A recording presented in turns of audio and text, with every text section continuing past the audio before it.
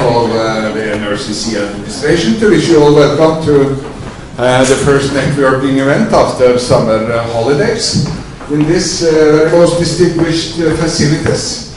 Some of you have been before, and there is always a pleasure to be at the Shipowners Association and making use of their facilities. It's a lot of history in this room, and we will also point to historical developments in our bilateral relations when it comes to Norway-Russia.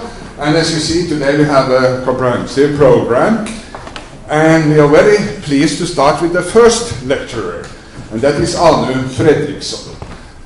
Some of you will know about her because we gave a presentation, short actually, in our Norwegian-Russian business journal. But she is by profession a diplomat, and she served in Oslo, and she was appointed to head the new Arctic Economic Council, and is today living in Secretariat in Tromsø. Background from international politics as well in Oulu, I have checked out, and also done Tampere in Finland, master's degree in international relations from the university there, but also, and I will not say it in French, but at least also university studies in Lille in France, and certainly also in the United States. And she has a very challenging task, so I give the floor to you, Anu, and give us an introduction to the Arctic Economic Council, business-to-business activities and responsible economic development. Focus Russia. Please. Thank you, pleasure to be here. Can you hear me? Good. So, I'm here to brief you about the Arctic Economic Council. I will tell you about the establishment of the AEC and our purpose, a little bit about the work that we do. I'll also give you a progress update, and before concluding, I'll say a few words about the work that we do in Russia. So, without further delays, the AEC is an international independent business organization created by the Arctic Council in 2014. We represent the width of Arctic businesses. Our legacy membership consists of 3 business representatives from each of the 8 Arctic countries, and of 3 representatives from all of the 6 permanent participant organizations that are represented in the Arctic Council, meaning in other words, indigenous organizations. We represent not just the geographic width of Arctic businesses, but also all the major business lines in the Arctic, from small and medium-sized enterprises, traditional livelihoods, to the big multinationals. The 5 overarching themes that form the core of the AEC's work were identified by the Arctic business community themselves, and I'll present them more in detail now. The first one is establishing strong market connections between the Arctic states. There are still trade boundaries between states, but also on the regional level. The Arctic markets themselves are rarely big enough for value creation. Therefore, the AEC sees that these markets need to be linked to the global value chains. Our membership is somewhat concerned about the current trends in global trade with increasing protectionism, with TTIP and TPP negotiations put on ice. This is something that is also high on the AEC's agenda. The second overarching theme is promoting stable and predictable regulatory frameworks. Already during the creation of the Arctic Economic Council, the Arctic Council saw that the increased attention from the business life towards the development in the Arctic could benefit the socio-economic development of the Arctic communities. And it's imperative that business is included in this work. But in order to be able to attract businesses, you need stable and predictable frameworks. And we also need a level playing field for all those working in the Arctic. Our membership does not wish to have low standards. On the contrary, they want to have as high standards as possible that are common to all those working in the Arctic. In Encouraging the use of public-private partnerships, or P3s, is also one of the AEC's overarching themes. According to Guggenheim Partners, there is a nearly $1 trillion investment potential in the field of Arctic infrastructure from the pockets of the 4 million taxpayers that live in the Arctic. Therefore, the AEC sees the use of P3 as a model for the development of the Arctic. Our members are committed to sustainable Arctic business development. And in order to make that happen, we need to make sure that we use the best possible knowledge that is available. Therefore, we wish to enhance the ties between the business community and the academia. We have already received several cooperation potential, among others from Russian stakeholders, and we're eager on continuing this work. Some of the concrete projects that we have already done, one of them was the White House Arctic Science Ministerial, at which the AEC was invited to host a side event. This is where we gathered representatives from the business, technology, and academia for a discussion. And that event showed us that there is a great need for this type of activities. Last but absolutely not least, traditional indigenous knowledge, stewardship, and focus on small and medium-sized enterprises. The AEC sees that the traditional and indigenous knowledge is a necessary de-risking agent in the Arctic. Working in the north requires northern knowledge, and here the indigenous peoples and the locals are the champions. Therefore, we have established a working group titled Arctic Stewardship, which focuses on recognizing and incorporating local and indigenous knowledge to business operations. Small and medium-sized business development is also important for the AEC, because if you look at the structure of the Arctic business life, most of the businesses in our remote communities are small and medium-sized businesses. Those are also the future big players. How we then work with these 5 overarching themes?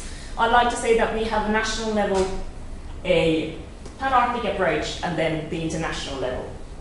On the national level, we rely on the expertise of our national AEC organizations coming from all of the 8 Arctic countries. In the pan-Arctic level, we have very active outreach efforts through our legacy membership, and the fact that we were established by the Arctic Council, we have a natural connection to the policy decision makers. And on the international level, we are an inclusive organization, and we are open for members also from subarctic states. As I stated earlier, we see it important to connect the Arctic value chains to those that are global, therefore also the global approach.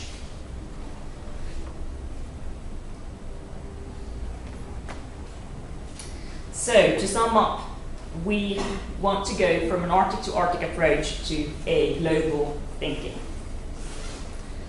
Then, the AEC chairmanship follows that of the Arctic Council chairmanship rotation, meaning, in other words, that the chairmanship of the Arctic Economic Council was transferred to Finnish business life, represented by Tero Vauraste, the president and CEO of Arctia Icebreaking Company, state-owned in Finland.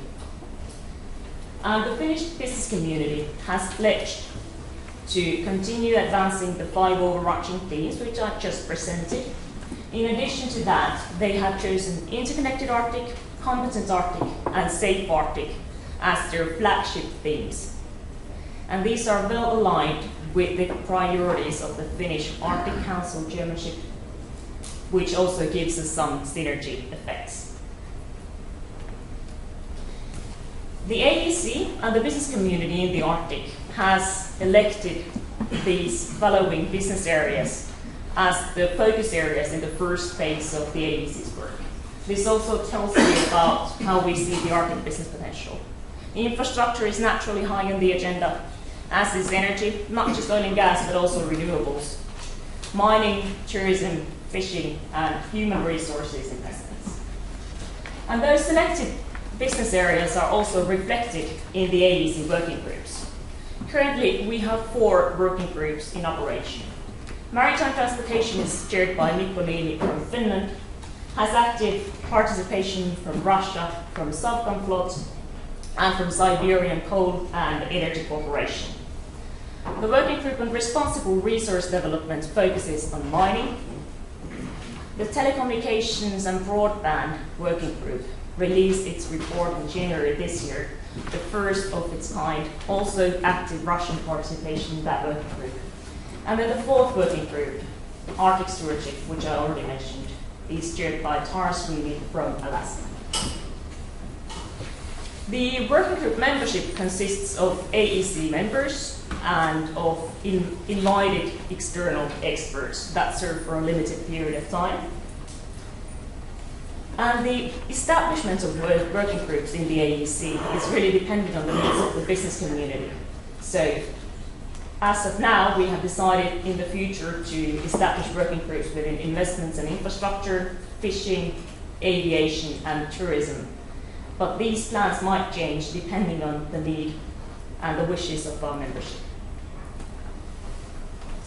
Sometimes it's good to take a look back. I did that yesterday. And I'm pretty proud to say that I serve an organization that has had very rapid development ever since it was created. We become 3 years old in about a month.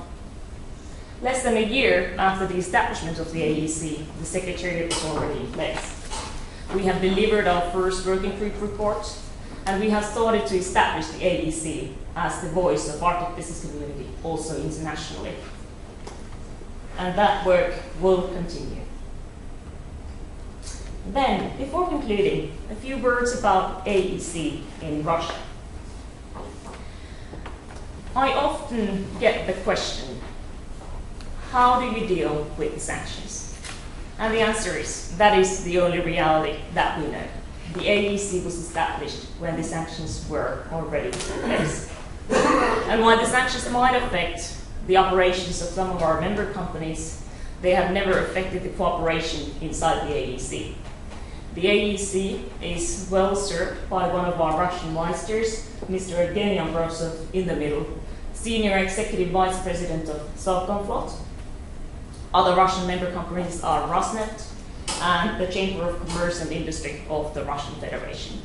In addition, RIPON, the Russian Indigenous Peoples Association, is also represented by 3 persons. The delegation is led by a member of parliament, Mr. Letkov. Looking at our calendar of events, I see that Russia is actually one of the places where we have had our most active outreach.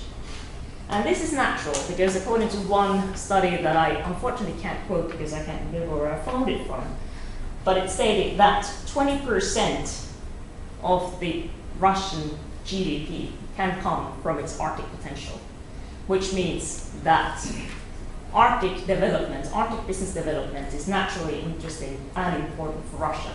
But also what happens in Russia is very interesting and important to all those global actors that deal with Arctic business development. We have had great support from the political level in Russia as well. The AEC held its governance committee meeting in St. Petersburg in February this year. And the day before we arrived in town, the Deputy Foreign Minister Titov gave an interview stating that Russia wishes to beef up the activities of the AEC. There's to the left side corner, you see a caption of Foreign Minister Lavrov's Twitter. He has been very supportive of the AEC's work, also in public. To mention a few concrete business cases that are high on the AEC's agenda and that are very relevant in regards to development in Russia. Northern Sea Route, naturally. One of the topics of the AEC Maritime Transportation Working Group is an analysis of the business cases for container shipping using the Northern Sea Route. One of the topics that has been very high on the Finnish chairmanship's agenda these past 2 months is also the Arctic Railroad, connecting Finland to the Barents Sea. And this can, of course, be seen as a national issue. It would serve the Finnish mining industry, it would serve, for example, the tourism industry, but it's also a question of international business and international politics, because it would give a connection to the oil and gas fields in the Barents Sea, serving possibly as a rolling pipeline, and it could also serve as a hub for the goods that are transported using the North Sea route. Another issue that I thought would be worth mentioning is broadband development. There were 3 projects in Russia that were mentioned in the AEC broadband report. Those you see here. Out of them, the most interesting one is particle road tax. It is especially interesting because it aims at linking Japan and London through the North Sea, Northeast Passage. And then you have the Finnish project, which is currently being studied, focusing on building an Arctic Connect fiber line using the Northern Sea route. And here the former Finnish Prime Minister Paavo Lipponen has already conducted a political feasibility study, saying, giving basically the project a green light.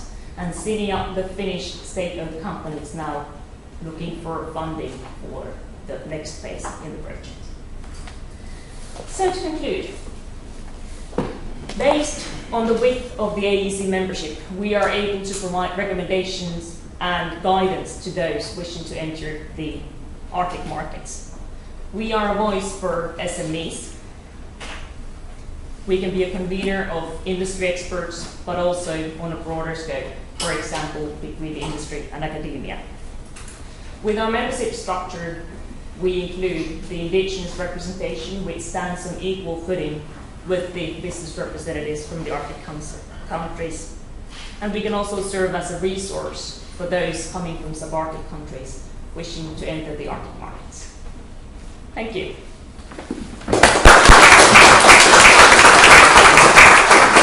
Thank you, Anu, for a very clear introduction. Please stay here for questions. Feel free to ask questions, ladies and gentlemen. I, for instance, have one. You say, how many are you now working in the secretariat in Tromsø? We're 2 in Tromsø. 2 persons? Yes. Okay, but you cooperate closely in respective Arctic countries with institutions supporting business, because, I mean, it's a large area. And how do you interact with the Barents Secretariat and such a regional cooperation as we have with Russia, the Arctic Economic Council? Do you have established cooperation? No formal agreements? Cooperation, but we do meet informally and share information and expertise and experiences. But at the moment, there is no formal cooperation. I ask because I took part in a delegation to St. Petersburg with Monica Stupholt when it was about to be established, this Arctic Economic Council. And I remember I was asking myself questions, hey, another council, another international unit in the area. But of course, this is wished by all governments in all the Arctic countries, so then it comes. But I have an additional question regarding fisheries, because that was something I proposed also in St. Petersburg, but was not actually so well received, I think. But what do you mean with cooperation in fisheries? You mean trawling, commercial fisheries? Or is it you had that as a priority? Yes. Yeah? Actually, I would like to extend that to include all marine resources. Yeah. So basically, we're open in our approach, because if you look at the Arctic and the Arctic businesses, at the AEC, we tend to say that there are 4 different Arctics. You have the North American Arctic, which is own reality. You have the Russian Arctic, and then the Nordic Arctic, which is probably the most advantageous of all of these. And intertwined into all of these, then you have the indigenous Arctic. And with the great variations in the Arctic, you have to also be inclusive, because there are different approaches in each part. Yeah, and I would suppose the Barents Arctic is the most resourceful when it comes to sea resources. Knut Mugås, please, question. Yeah, thank you, Anu. I'm sorry for my cold, and I'm not hearing perfectly because of that. But I don't think you mentioned anything about the rail, the Finnish initiative about the rail line from Rovaniemi up to Kirkenes. So I'm curious, it is certainly not within the total framework of AEC, I guess, but If you have any information, it would be interesting to hear if you are somehow connected to that plan also. And by the way, we read the other day that the first big shipment of frozen salmon from the Russian Far East to Arkhangelsk has taken place. That's also a really interesting development. But could you comment upon the Rovaniemi-Kirkenes idea? Absolutely, and I'm sorry if I was unclear. That was what I was referring to when I spoke about one of the Finnish chairmanship's priorities. The discussion has been quite active in Finland for the past 2 months. The Finnish Ministry of Transport has now asked for a study looking at the potential for that railroad. AEC Finland, the national chapter of AEC in Finland, has endorsed that project and has been very active in supporting it. The discussion domestically in Finland now focuses, of course, between the environment and the rights of the indigenous people, and then the opportunities that the railroad might provide for the businesses. And this is something that the study hopefully will provide some answers to.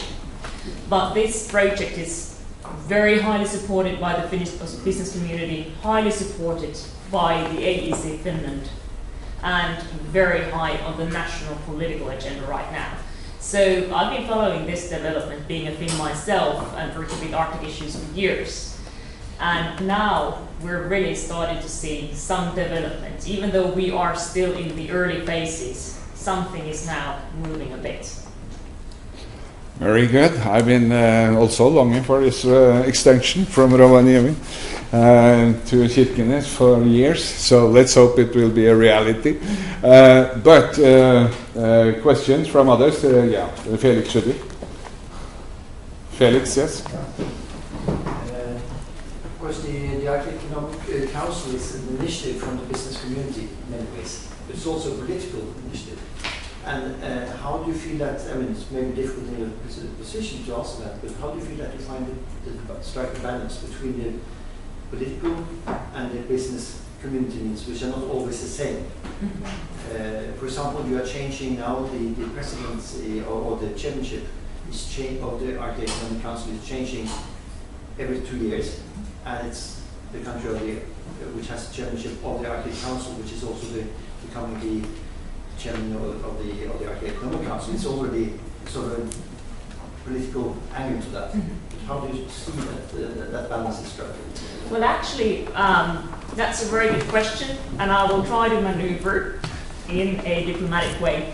But it was a clear and conscious choice of the AEC to follow the chairmanship rotation of the Arctic Council, because we see that that provides us clear synergy effects, because then the themes of the AEC can be somewhat aligned with the priorities of the current Arctic Council chairmanship, which is the case in Finland right now. The Finnish business community came up with its priorities almost 2 years before they took the chairmanship. And they also were very early on to send those to the Finnish Ministry for Foreign Affairs and all the other relevant ministries, given the business community's input to what should be on the common Finnish Arctic agenda for this 2-year chairmanship. And it is no coincidence that these priorities are somewhat aligned. So here we see a great benefit. Your other question regarding policy and business. I mean, the question is basically, is the danger that it's meant to be for business, but the danger is that politics creeps in and influences the agenda too much. I mean, that is the basic question. I would actually like to turn it the other way around. It's the AEC's goal to be the preferred advisor to the Arctic Council in issues related to Arctic business development. Because if you look at the Arctic Council agenda, it's been very highly dominated by the environment, which is very natural because that is the core of the Arctic Council cooperation. But we want to be able to provide the business perspective to their agenda as well, in order to ensure that, for example, they don't come up with rules and regulations that would make Arctic business development impossible. So Of course, it's always challenging to strike the balance, but do not fear, the AEC is an independent business organization. Final question, if no other has a question to you. Which countries are the most active in using you and the facilities and developing this business? Are Norwegians active? Felix Schudi, of course, in Northern Syria and so on, but what would you say? Mining is in there, and then Russians and Finns are, of course, the big guys. Mm-hmm. Yeah, Canadians probably as well. It is very difficult to see any differences between the different countries. They all have their own emphasis.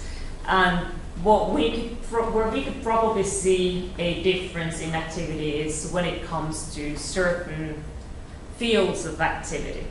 But if you look at the Norwegians, for example, they did a tremendous job. The Norwegian business community did a tremendous job in getting the AEC Secretariat to Tromsø. That is purely their doing. Norwegians are very active in the AEC. The same applies to Finland, being the current chair. Alaska, United States had the chairmanship for the 2 previous years. Naturally, AEC issues were high on the agenda. Russia is actively represented. So all of the countries are there and meet regularly. Yeah, we can only wish you good luck in these historical facilities. And as a token of our appreciation, I have a Northern Passage book to you, of course. And if you have got it before, then at least you can give it to someone you know. Okay. Okay. Thank you very much.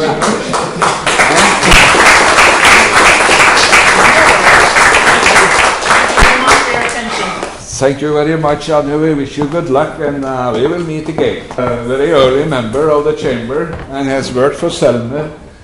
He's educated in France and in New York and in Russia, and he is now managing director of the RT Group in Moscow, and RT Group, yeah. And he's licensed, as it's called, to practice law in New York and Russia. So please, Yevgeny, the floor is yours. Great. Good afternoon, ladies and gentlemen. Can you hear me like this? Well, RT Group, just a few words. We do provide not only legal advice, but also we have a second firm which provides a full range of accounting, payroll, and tax services. Our exclusive client, we work mainly with foreign business in Russia. And you have my presentation, hands out, because I will not go through all the slides. It's mainly, it will highlight all tax regimes that we have in Russia now and the recent changes.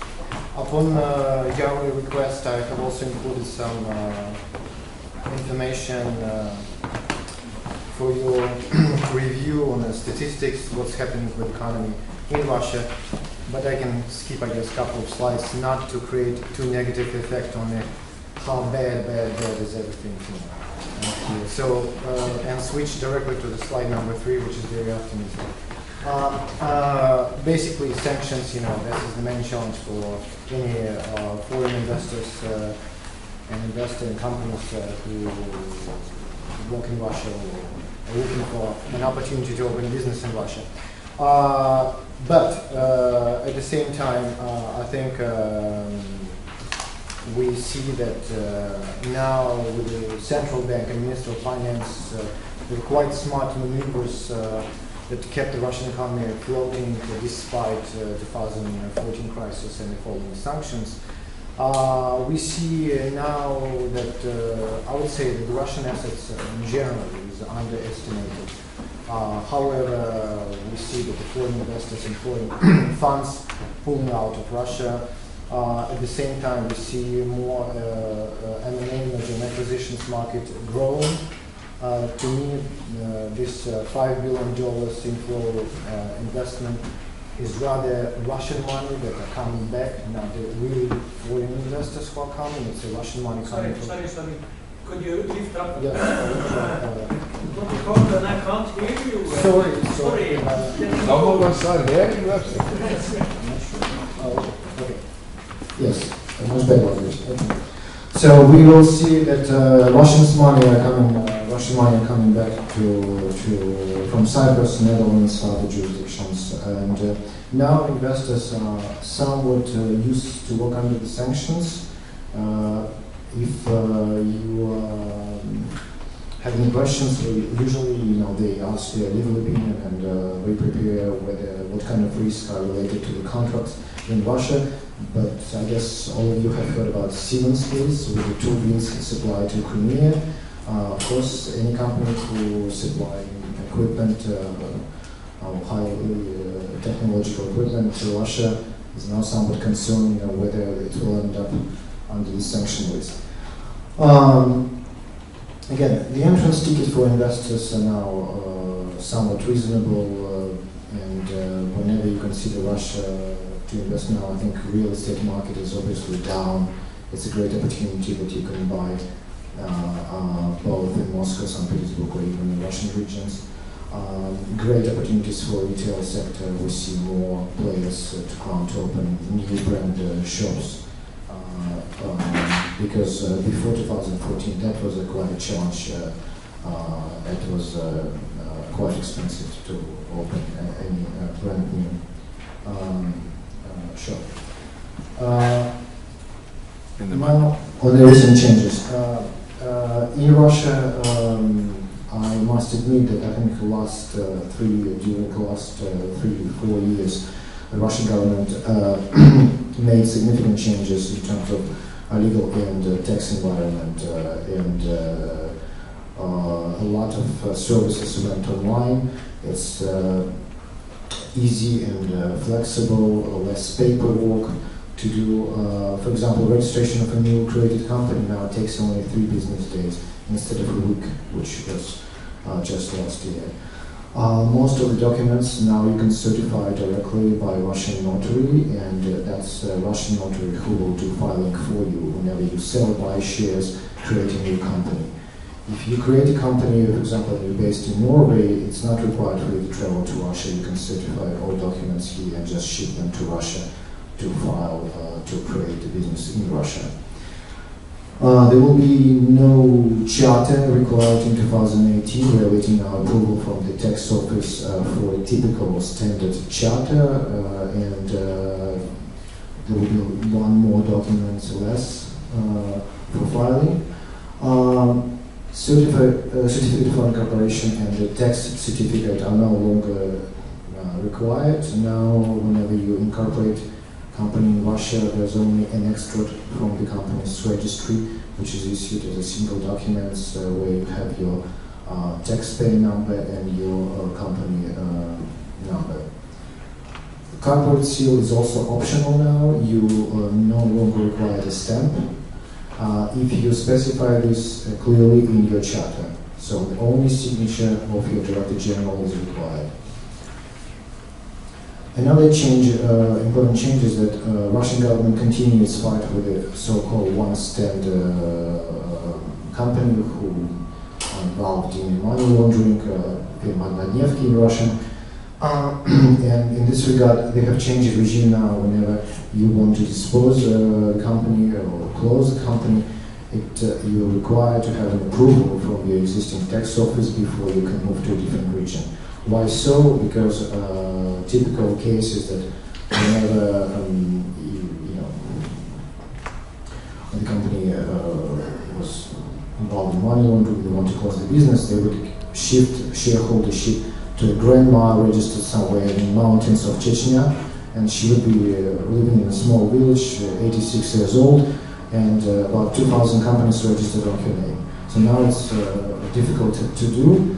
And I think this is also a very positive move, obviously, to any foreign investors, a very good signal.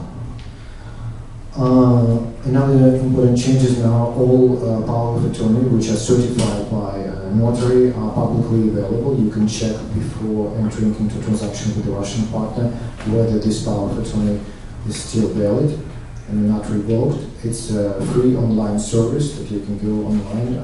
It's a Russian Chamber of Notaries. Same goes for real estate. Real estate transactions, we don't have any longer title or certificate title.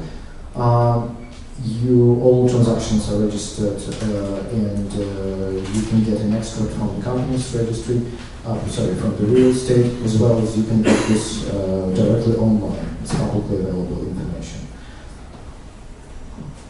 Whenever you file a claim with a Russian court, now it's mandatory to have a pre-trial claim, and unless you specify a different term in your agreement, it's usually a 30 days period, so you have to send a mandatory claim to your partner before you can bring a claim to the Russian arbitration court, which is nothing to do with arbitration in the sense of English term, but it's a state commercial court. As I mentioned again, sale, transfer, or dispose to dispose your shares as a shareholder, you can do all those movements directly by a notary, and that's notary who will interfere and communicate, transfer the documents to the tax office. As of 2018, there will be also publicly available information for any Russian company related to the turnover, expenses, taxes paid, and number of employees. It's also free online services that you can get at nalog.ru, which is a tax office official website. Now, on the tax regimes in Russia. There are two types of tax regimes in Russia today. It's a general tax regime, which is a 20% corporate tax, and a simplified tax regime. Simplified tax regime, to qualify for that, you have to be at least 75% of the shares are owned by a physical person, and the maximum turnover of the company is 150 million ruble per year, which is today roughly $2.5 US. I will talk about this in details. You can switch between regime once a year. You have to file this declaration by the end of December annually. Small and medium enterprises. Why I have included this slide is just to show you that you can check also at nalog.ru. This is a federal tax service website, whether your company is qualified as a small and medium enterprises. Why this is important to know in case of tax audit or audit by employment office or labor inspection, firefighters, etc.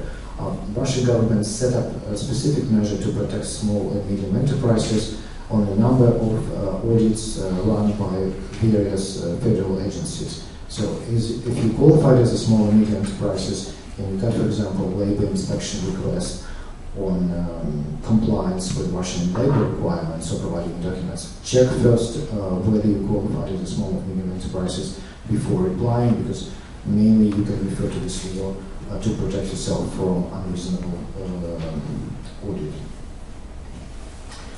What is the general tax regime? Basically, anyone who works with export and import, you have to stay with the general tax regime, meaning you use VAT, which is 18%, 20% corporate profit tax. It's a flat rate. It doesn't matter how much you generate as revenue.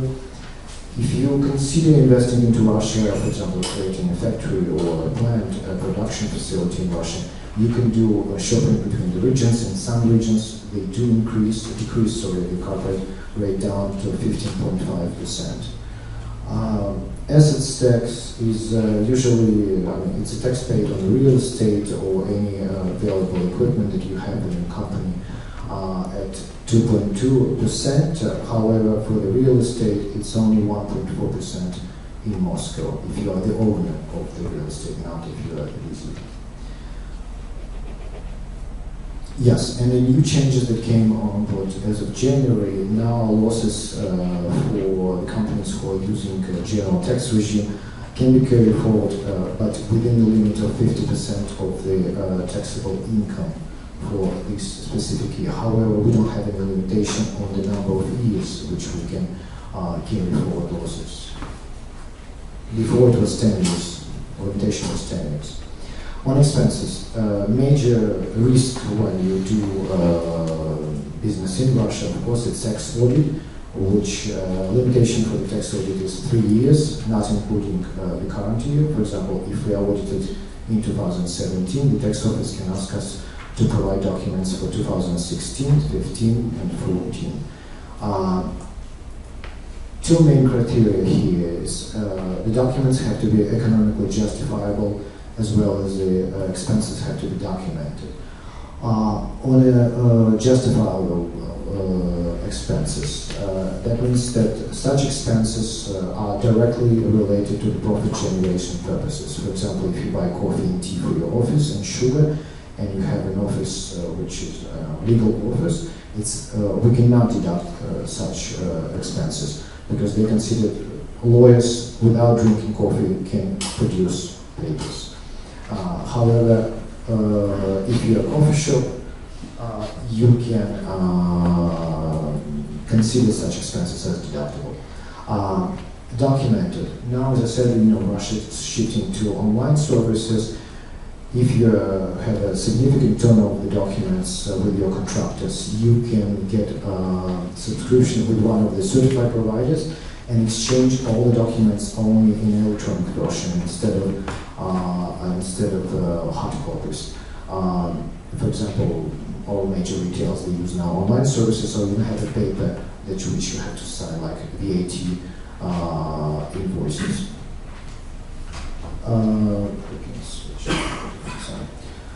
Now, in the simplified tax regime, there are two types of simplified tax regime, 15 and 6%. The main difference here is that it's mainly fitted for small and medium enterprises, but as I mentioned, 75% of the company share have to be owned by a physical person. It could be Norwegian national or Russian national, doesn't matter, and only 25% can be owned by a legal entity. 15% we use when we have significant expenses to book, because 15% we pay from the net taxable profit.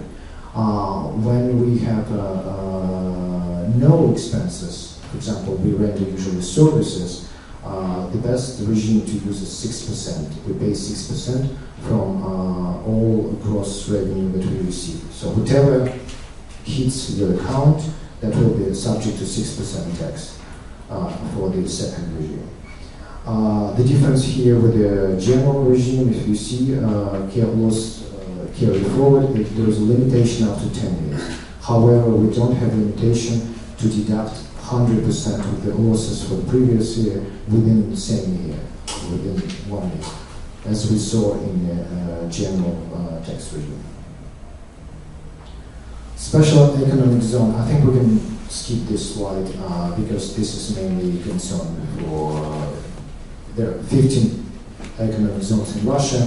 If you want to create investments, a greenfield project, which is, I guess, not relevant under the sanctions for now, but this is just for information purposes in case you consider, or the company will consider going to Russia. Social charges. This slide is just to highlight you that in Russia, the higher salary you pay, the less social charges are, which is very strange for many foreign investors, because idea of the government was many Russian companies, they pay salaries that we call black salaries or gray salaries, meaning they don't declare fully salary in your employment agreement and they pay you just by an envelope in cash.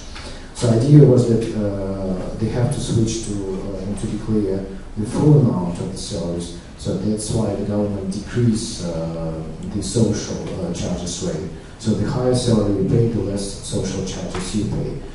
Whenever you bring expat, a Norwegian, for example, who will be employed in Russia, the best tax regime to use for him is the last column, if you see. It's a 3-year work permit, a highly qualified specialist, as we call it in Russia. He will be taxed 13% flat income tax as a day one. For example, if we engage him in October, he will be taxed only paying 13% in Russia, regardless when he will start. If you bring him on the regular 1-year visa, for example, a second column, then that he will be subject to 30% initially, because you have to be in Russia present 123 days before you can qualify for 13% flat income tax as a Russian resident. That's the difference. That's why never use a 1-year visa, only bring expats under 3-year visa. And there's only 0.2 social charges to pay on the top of his salary. 3 minutes. Yes. Well, freelancer, we can skip. This is also for information purposes. You can look at it later. And yes, as I mentioned, this is a personal income tax. 13% for a Russian resident is a flat rate, which is truly offshore. So no matter how much you make 1 million per year or just only 10,000, those it's only 30% and 30% for non-resident. I think we can end up with this. Thank you very much.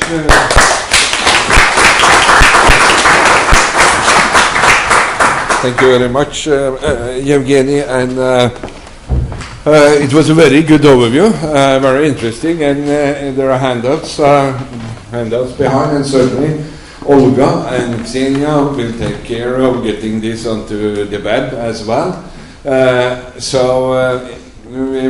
You will be here in the afternoon, so we will have time for questions, and you can get to know him. It's a very solid lawyer.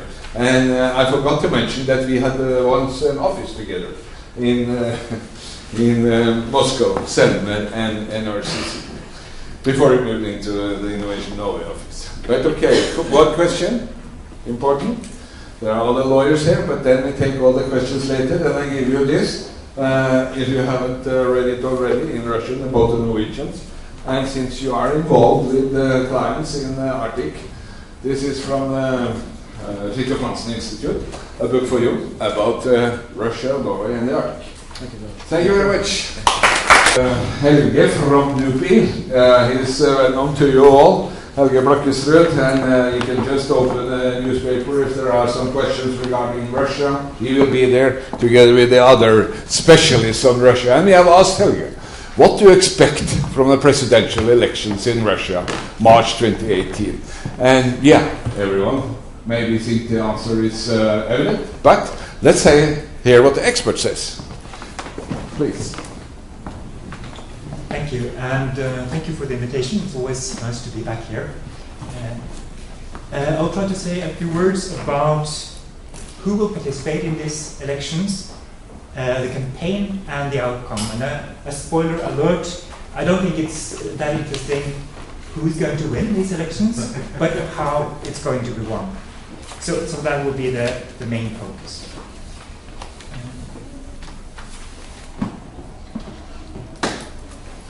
Some wicked tongues say that most of President Medvedev's reforms have either run into the sand or been revised. But one thing that stands after Medvedev is the constitutional amendments that he introduced back in 2008, and which paved way for Putin now being able to run the country as president for 2 times 6 years rather than 2 times 4, so that he potentially now can sit until 2024. His current 6-year term ends in March 2018, and the elections, as you probably know, are to take place on the 18th of March. The day is not accidental. According to Russian legislation, the presidential elections are to take place the second Sunday in the month, 6 years after the previous election. That would have meant the 11th of March. But some wise heads came up with an idea earlier this year that if there is a public holiday, a day off in the week that the elections are scheduled for, then the elections are going to be postponed for a week. So due to the International Women's Day on 8th March, you have to postpone the elections until the 18th of March. And what happened the 18th of March? That was the official accession of Crimea to the Russian Federation back in 2014. So through this technical amendment, the Kremlin is going to milk the most out, or make the most out of what is there of Kremlin-Nash sentiments in the Russian population. And this also speaks to the very scripted nature of these presidential elections. Nothing is going to be left to improvisation in these elections. The test run is going to take place very soon. We have the unified election day, where all regional elections in Russia takes place, coming up now on the 10th of September. 20% all the federal subjects are now going to elect their heads. And there are also a host of other elections going to take place on that day. And these elections are going to be important maybe for two reasons, primarily.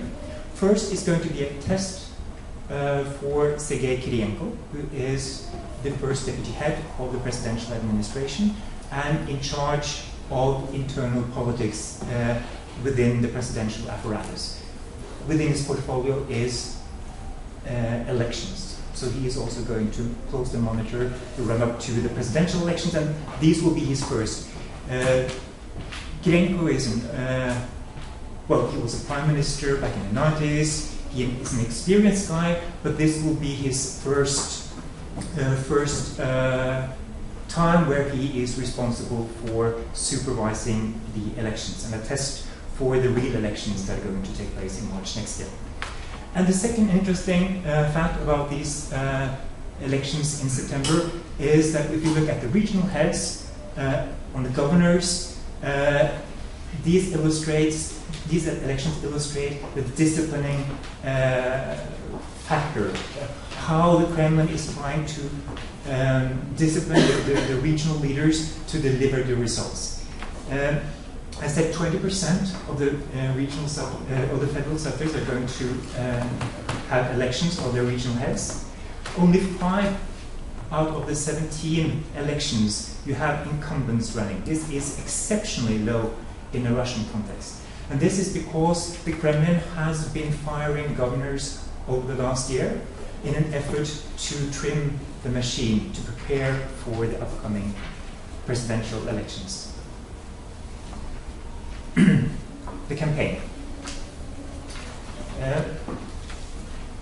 Of course, Putin has not said yet that he is going to run. But I don't think he really keeps us in suspense. I think we are quite certain that he will announce his candidacy, but he still has plenty of time. You don't have to announce the candidacy or to register as a candidate until in December. So it most probably will last still a few weeks until Putin officially announces that he will run. The team or the field he is running against is, in my opinion, not going to be very impressive. It's a field of usual suspects and nobles, to put it bluntly. The first one to officially announce that he is going to run is Jablinski, the party leader of Yabloko. Zhirinovsky in the Liberal Democratic Party has also announced that he will run. We expect that Zyuganov from the Communist Party and Mironov from a Just Russia will run, in addition to a few others. But if you look at those names I mentioned, these are people that belong to the past. These are not the fresh faces that can create enthusiasm among the Russian voters. Zhirinovsky, he ran for president the first time back in 91, Jablinski in 96, Zyuganov in 96, and Mironov in 2004. These are people that have been tried and tested, and they do not represent a challenge to Putin and his candidacy. Then you have a few others that have said that they intend to run. The nationalist Vyacheslav Maltsev, Irina Prokhorova, who is former leader of the Civic Platform, etc., etc. But these are again people that do not stand a chance. They don't have the party apparatus or the regional supporters that are needed to foot a campaign. They don't have the resources, and they don't have the public appeal. The big question mark here is obviously Alexei Navalny. Will he run or will not? Technically, he's not allowed to. Because of the suspended sentence in the Kirovles case, he is not allowed to run. He was reconvicted in February this year for a 5-year suspended sentence, which means that he, according to Russian law, is prevented from running. At the same time, this has not prevented him from running in the past. If you remember back in 2013, he was planning to run for mayor of Moscow. He got the sentence, the suspended sentence back then. He did not have the necessary number of elected supporters for him to pass the municipal filter in order to register as a candidate in Moscow. But the Kremlin stepped in. They allowed him to run, and United Russia provided him with the necessary signatures in support. So it's not unprecedented if the Kremlin would intervene and allow Navalny to run. But I am still very uncertain about whether they will go for that option. I read a headline, an article earlier this summer that described Navalny in the following words: a potent sideshow pony in Russia's one-horse race. And I think this sums it up. He is potent, but he is a sideshow pony. And if he is allowed into the ring, he will remain a sideshow pony. He will not be able to defeat Putin. But the big question is, how much temperature will Putin allow in the presidential election campaign? Will they play it safe? Or will the Kremlin, in order to increase the interest in the campaign, allow Navalny to take part? The big problem with the campaign is, of course, that, as I mentioned, the rest of the candidates are not interested. And normally the campaign will play out in the way that you have a playing field with two parts. In the one field you have Putin, and the others you have the rest of the usual suspects. Putin will not take part in debates with the other candidates. He will run his own show, and then Suganov, Zhirinovsky, Mironov, and the others will be allowed to play on the other half of the field and fight it out between themselves. But I'm not sure if this is enough to raise interest, the necessary interest in the campaign. And the necessary interest is connected with legitimacy, and that is connected to what I started up by saying, that it's not interesting who is going to win, but how he is going to win. If we just look at this one, the approval rating for Putin, we see that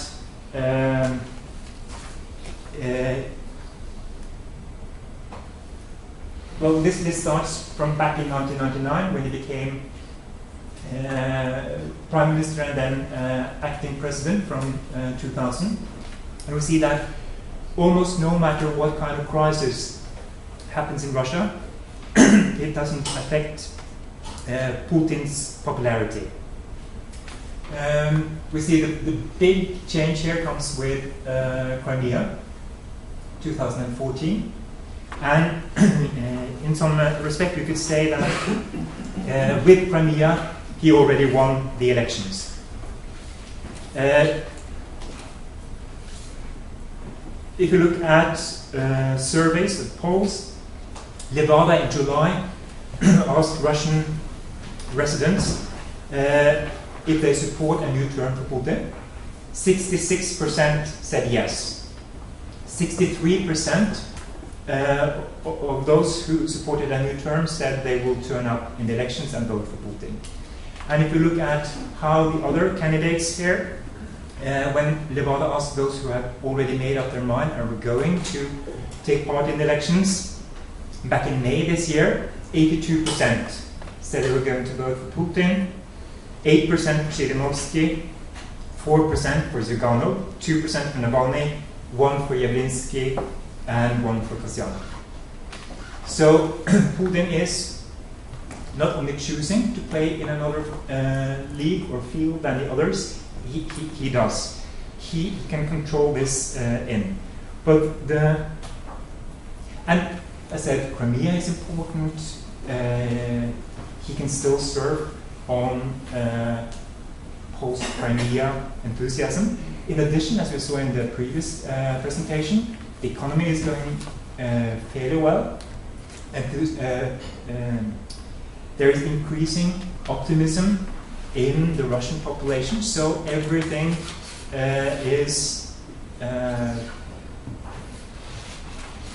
well. There is difficult to see how this should not go Putin's way. So the big question then is, how is he going to win? What about legitimacy? What is a legitimate win in this situation? In practice, the presidential elections will be a referendum over Putin's rule, right? Because there is no real competition. It's a yes or a no to Putin. But if this referendum is going to be valid, it has to have a certain turnout. So the big thing now is to work on the turnout in the elections this coming March. Last time around, back in 2012,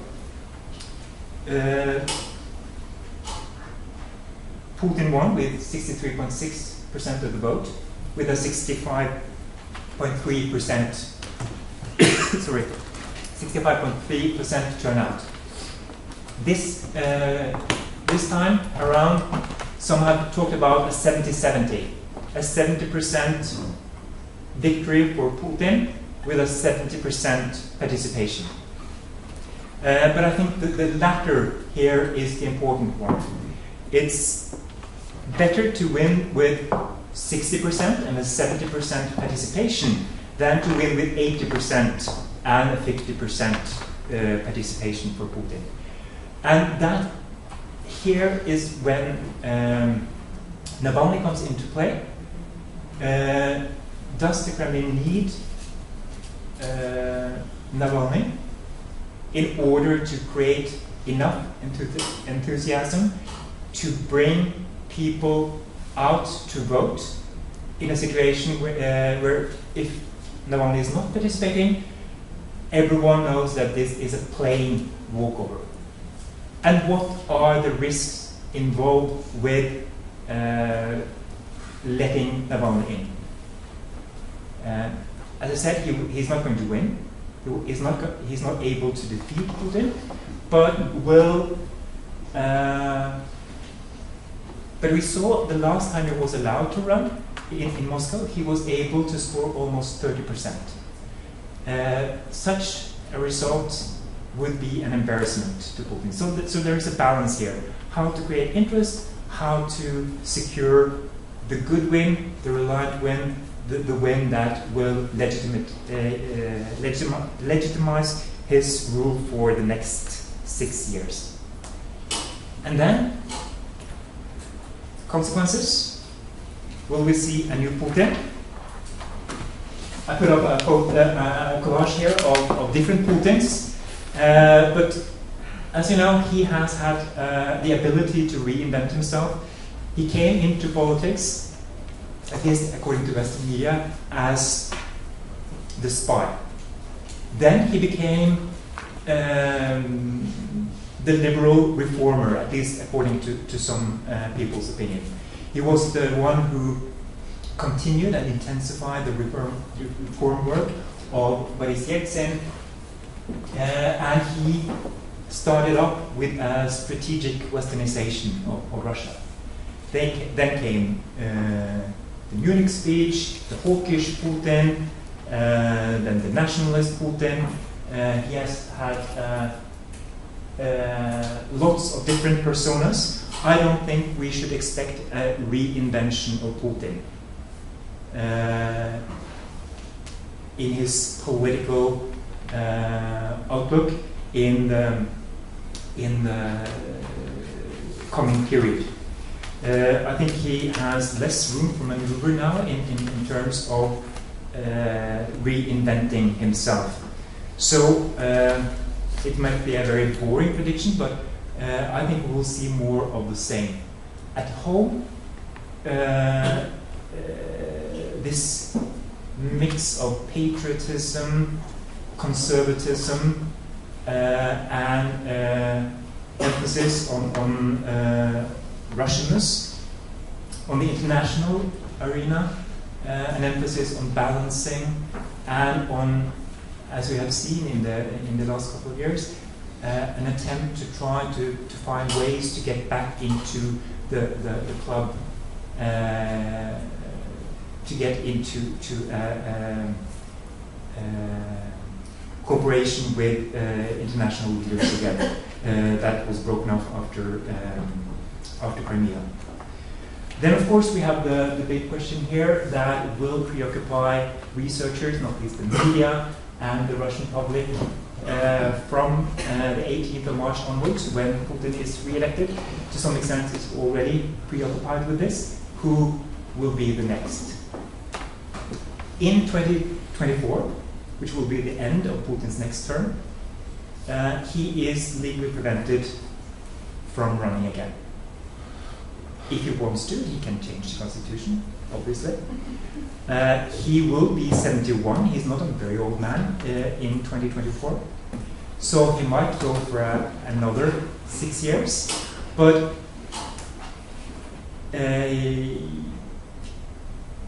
I'm quite sure that he will not announce this at an early stage. And I am of the opinion that he most probably will step down in 2024. Then he has been in power in Russia for a quarter of a century. And I think it's also he then would feel that it's time to step down. I might be wrong. I thought he was also going to leave politics in 2008, which turned out to be very, very wrong. But anyway, I think we will see an increasing preoccupation with the succession question: who is going to be next? Who is going to be Putin's anointed heir? And my take on that is that it's futile to speculate right now. It would be very much against the nature of the regime to start to groom a successor this early on. So what I foresee for Russia now during Putin's fourth presidential term would be that we have a repetition of Putin's second term, when he waited and waited and waited until the very moment with announcing who is going to replace him. I think I have 5 minutes now, Jarle, so... Thank you very much.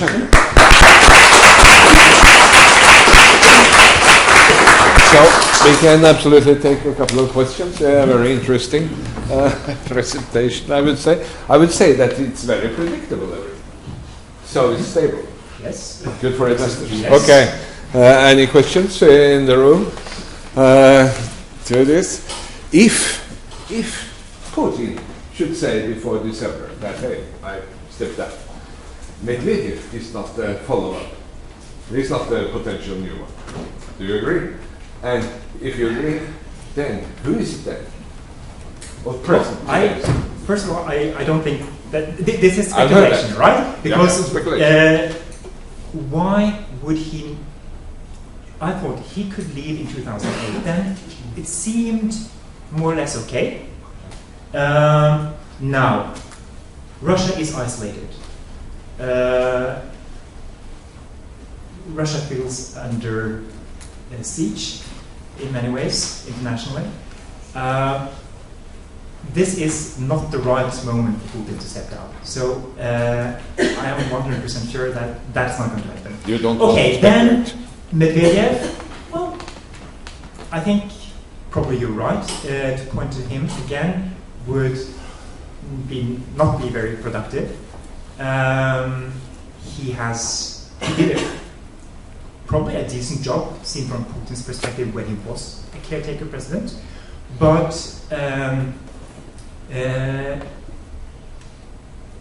again, it's about legitimacy, and even if people in 2008 said that we will vote for Putin's candidate, whoever that will be, I think it will be hard to sell Medvedev once again. If you look at popularity, it would be much easier to sell Shoigu, for instance, who is genuinely popular among the Russian public. Someone has speculated in the governor of Tula, but that's way too early. He has to be groomed. Kudrin, no. No, if I have to choose, I would say Shoigu. Okay. Well, we shall not speculate. We have to look to the hard facts. And if no questions, then I thank you. Yeah, you have one there, Felix, yes? I mean, you mentioned the Nevada polls, and to which extent are they trustworthy? I think Nevada is the best that we've got. But I would do some PR for a Russian colleague of mine, Kirill Urolov, who has written about how to read surveys from authoritarian regimes. He will publish a policy brief based on a presentation he gave in Oslo, where he looks into how people, first of all, there are a lot of problems with these surveys. For instance, how many people refuse to participate in these surveys, and how support for the regime is distributed among those who refuse. So surveys give an indication, but there are also some inbuilt problems, specific problems with conducting this kind of surveys in authoritarian regimes. The brief will be published in a couple of days on his website. So I recommend that as a... Okay, very good recommendation. I give you this book. Thank you for your presentation. You have another agreement, and good luck with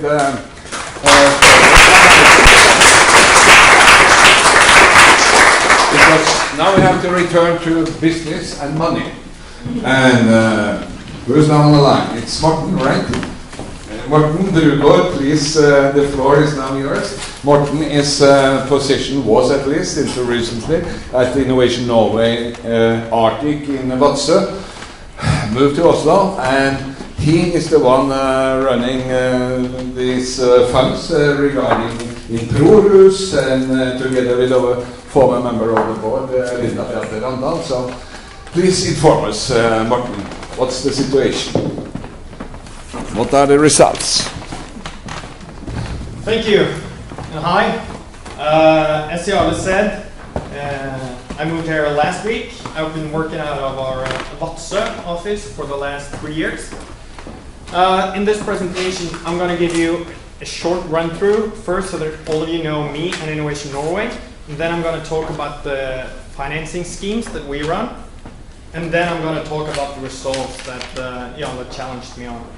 So first about me, I'm an economist from the Norwegian School of Economics, NHH.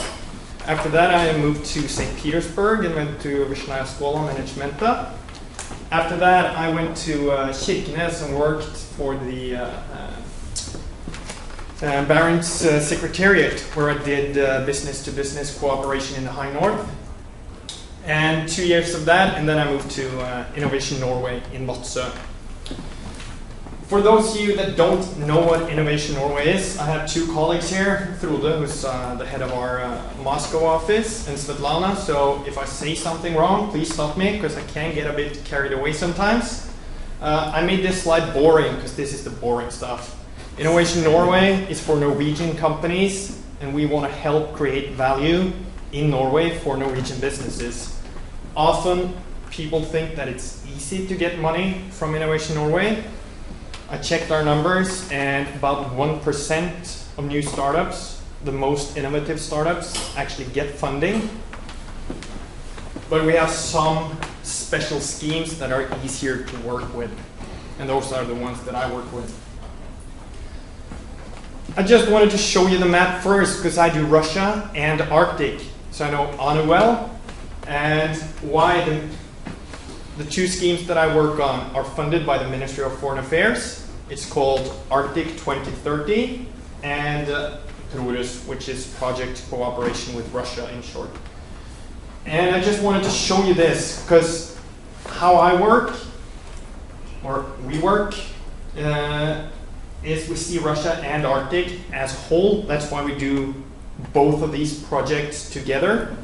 Sometimes we do 50-50 financing if it's technology that can be leveraged in the high north and it's going to be tested in Russia. We finance the Russian testing through PRORUS and the technology through Arctic 2030.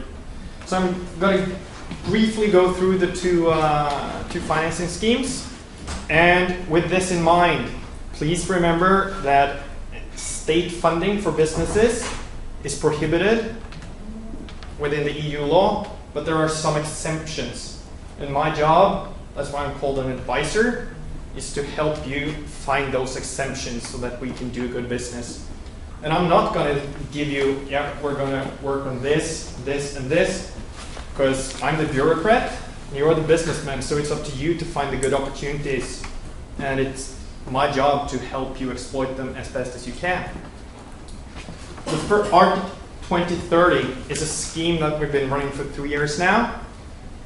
It is aimed at international cooperation in the high north with international partners or Arctic-specific technologies that can leverage Norway's position as a polar nation. That can be a lot of different things, yes, and that's why we work as we do. If any of you have questions, you're going to have to come to me afterwards and we work together to try to find where your project could fit in to what we do. I put up just some examples so that you know what it is. They worked on a protective coating for the high north.